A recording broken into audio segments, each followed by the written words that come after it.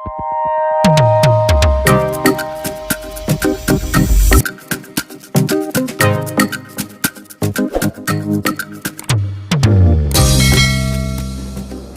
kembali di channel saya, tetap kita kawal peristiwa ibu dan anak di Subang yang sudah menginjak 9 bulan.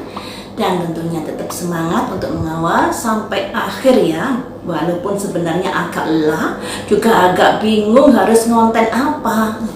Karena semuanya kayaknya sudah diulas. Makanya di sini saya bongkar-bongkar WA saja ya. WA yang sudah masuk, info yang sudah masuk di WA saya. Tapi info ini juga belum tentu benar adanya, karena saya sendiri juga nggak tahu. Tapi kayaknya info-info yang masuk ini dari saksi-saksi, kayaknya loh ya. Ini info yang masuk seperti ini. Tanggal 29 Desember 2021, kebersamaan tanggal 11 Agustus 2021. Ini info ini masuk ketika saat itu saya pernah membahas tentang Banpol, di mana ada saksi-saksi, dan di situ saya merasa dari peristiwa Banpol inilah bisa dijadikan pintu membuka perkara ini. Dan kemudian ada WA yang masuk yang seperti itu guys ya.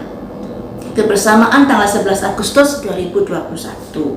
Selanjutnya tahu semua setelah Y gabung satu pengacara. Jadi Y dan Y gabung pengacara, barulah di kuak ada foto tersebut. Kemudian saya tanya, itu foto diambil dari siapa? Misalnya dari FB siapa? Jawabnya, Y dapat dari dapodik sekolah. Oh, dari dapodik sekolah guys. Seperti itu. Nah, ada lagi yang seperti ini. Barang bukti yang ke D, banyak barang saya di framing. Tapi ada yang lupa oleh D. Sangat akurat tapi jadi rahasia penyidik. Wow. Ini ada barang apakah yang di framing oleh D dan sangat akurat tapi masih menjadi rahasia penyidik? Mari kita tunggu saja ya guys.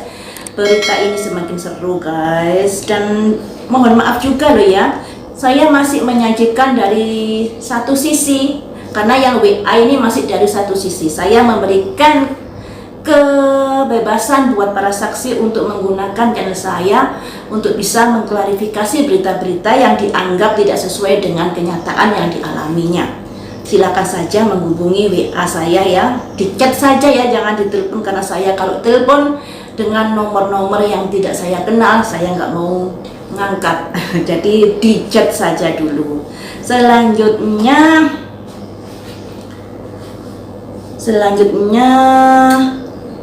tanggal 3 Januari 2022 ada juga info yang masuk seperti ini bunyinya.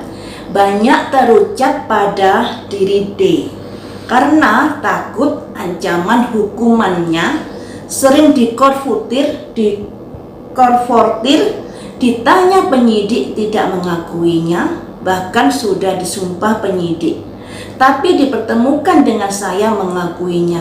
Itulah yang terjadi Bu. Selanjutnya, intinya D banyak membuat pernyataan bohong di hadapan penyidik. Sebetulnya dengan banyak berbohong atau banyak fitnah terhadap yang lain, sudah dapat disimpulkan itu yang banyak dilakukan oleh D dan W. Kita banyak bukti kebohongannya dan sandiwaranya. Oh, seperti itu guys. Selanjutnya, Y pada waktu itu di framing oleh titik-titik dan titik-titik. Intinya ada kaitannya di framing dengan dari keluarga ya. Makanya pada waktu itu menjauh, akhirnya saling mencurigai antara anak dan bapak. Setelah saling meyakinkan bahwa tidak melakukan dan menyuruh melakukan, akhirnya difasilitasi oleh Kades kembali, yang sekarang terjadi bersatu sesuai harapan awalnya. Jadi ceritanya seperti ini guys ya. Kalau tadi kan poin-poinnya WA-nya tanggal 11 Agustus didapati W, K, O, D dan salah satu temannya yang tidak bekerja di Yayasan Bina Prestasi atau tidak ngajar di situ berkumpul di sebuah tempat. Nah, berkumpul ini belum tentu membicarakan sesuatu yang ada kaitannya dengan peristiwa ini. Bisa saja semacam kongko-kongko atau hal yang lainnya. Jadi kita juga harus mengedepankan asas praduga tidak bersalah.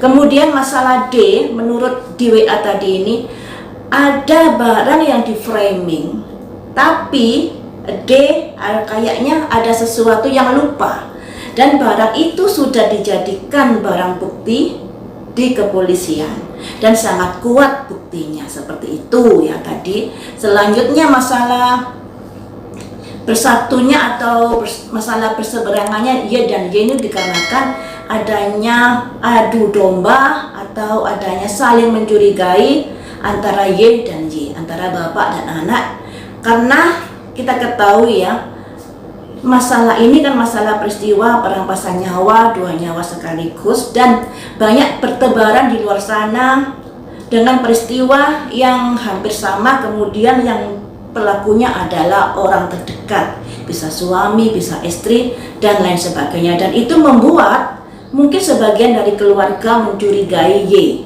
ya pada akhirnya ada saling curiga antara Y dan pihak keluarga dari Ibu Tuti ya, dari Ibu Tuti yang pada akhirnya saling mencurigai dan terjadilah peristiwa di mana saling menyerang antara Y dan Y kala itu.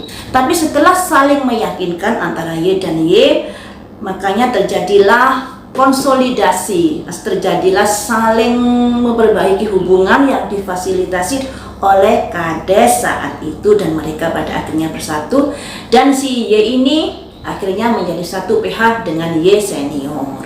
WA yang masuk ini entah benar entah salah, tapi nggak masalah saya up keluar karena siapa tahu bisa membantu untuk mengurai kasus ini.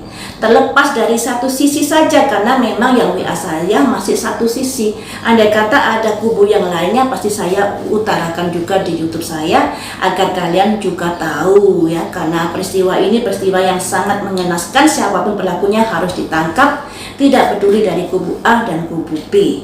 Itu menurut saya.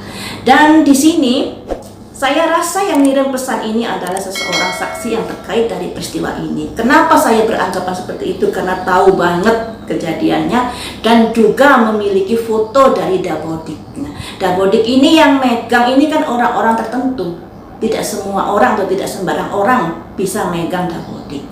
Nah, apakah ada kaitannya laptop yang sudah diserahkan, kemudian barulah Y dan Y ini mencari tahu di situ dan ternyata ada foto tersebut. Tapi yang namanya foto itu bukan menjadi alasan apakah terkait dengan peristiwa ini atau tidak. Bisa saja sekedar kongko-kongko. Hanya kebetulan saja kenapa orang yang kongko tersebut itu juga merupakan saksi di peristiwa Banpol menurut versi D. Dan di situ ada satu teman yang tidak ikut dalam saksi dan orang tersebut juga tidak ngajar di Yayasan Bina Prestasi. Di foto tadi kan 5 orang guys, 4 orang tuh W, K, O, dan D. Satunya orang lain. Nah, yang masuk seperti itu semoga saja bisa menjadi penerang dalam peristiwa ini dan bisa meredam isu-isu liar atau asumsi liar yang sudah berkembang. Kita kedepankan asas praduga tidak bersalah. Dan saya juga berjanji, andai kata ada yang WA saya tidak akan menyudutkan. Saya hanya sebagai penampung, tidak akan ngulik-ngulik lebih jauh. Saya hanya sebatas menjadi jalan agar para saksi yang merasa jalan cerita ini nggak benar menurut dia, setidaknya bisa memberikan info ke media sosial melalui channel saya ini agar pemberitaan tidak semakin liar.